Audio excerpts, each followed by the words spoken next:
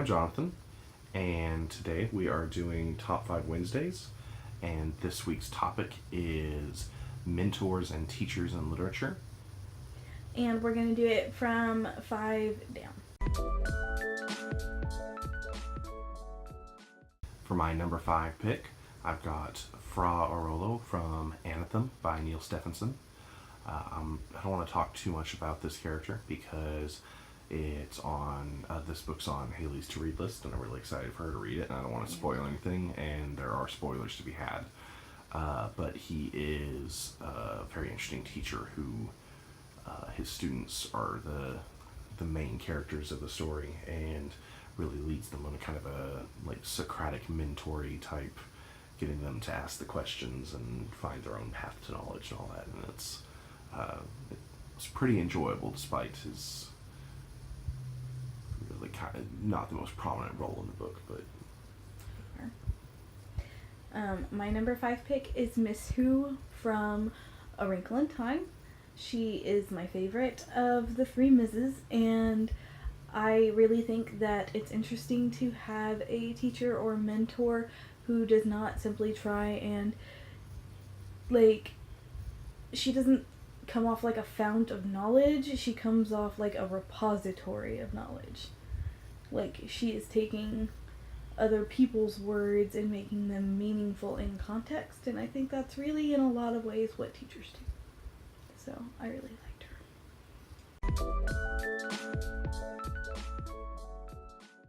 For my number 4 pick, I have Granny Weatherwax from Terry Pratchett's Discworld series.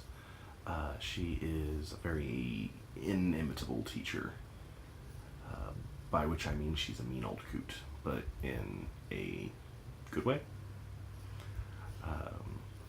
I've had teachers like that.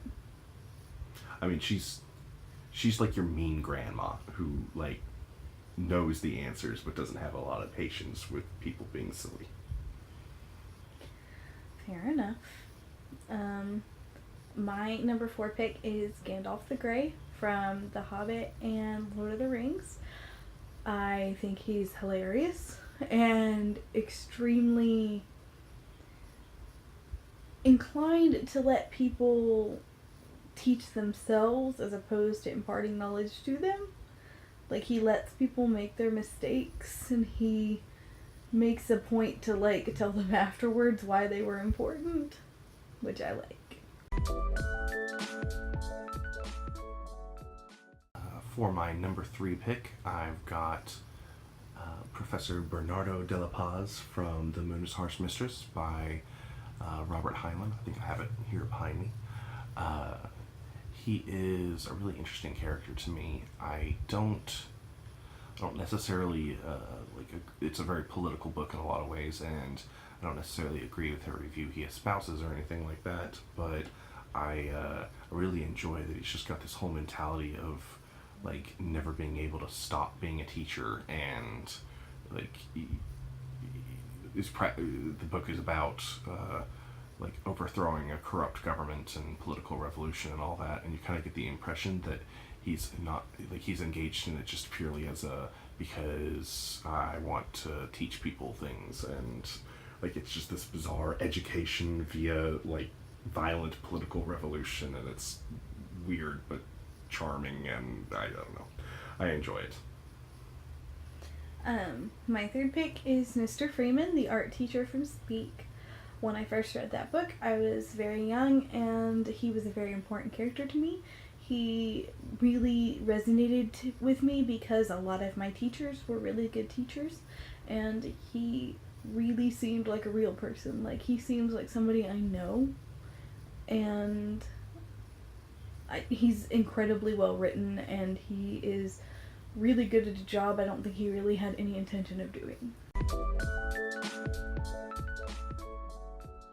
In my number 2 spot, I have Sam Vimes from Terry Pratchett's Discworld series, the Guards sub-series. I really enjoy him, and he's not exactly the most traditional teacher role, but he definitely has a mentoring quality to him in that he just, everyone around him, and everyone subordinate to him. I mean, just teaches, like, a whole generation of police the idea of, being like a force for justice and advocating for those without power in their society, and I mean, just like not being corrupt and not being like prone to the excesses that come so easily to police, which is interesting to see, especially in a fantasy setting. And he's just one of my favorite characters overall from any setting, or like in any book series or anything like that. And my number 2. My number 2 is Minerva McGonagall, and I know that the prompt on Top 5 Wednesdays actually said let's not do Harry Potter characters because it would be too easy, but I thought, okay, we can have at least one if we want one on our lists. And I picked her because I think that she is one of the best written supporting characters of all time. You get a real idea of her personality, and she actually, like, gives a crap about students, like, doing well in a difficult and precise, or what seems to be precise, obviously. I'm speaking as though Transfiguration is something that we just know would be super precise. But, she, like, cares about them doing well and doesn't, like, suffer fools, but isn't mean about it. Like, she doesn't want you fooling around in her class, but she's not scaring children into becoming their worst nightmare like some potions masters.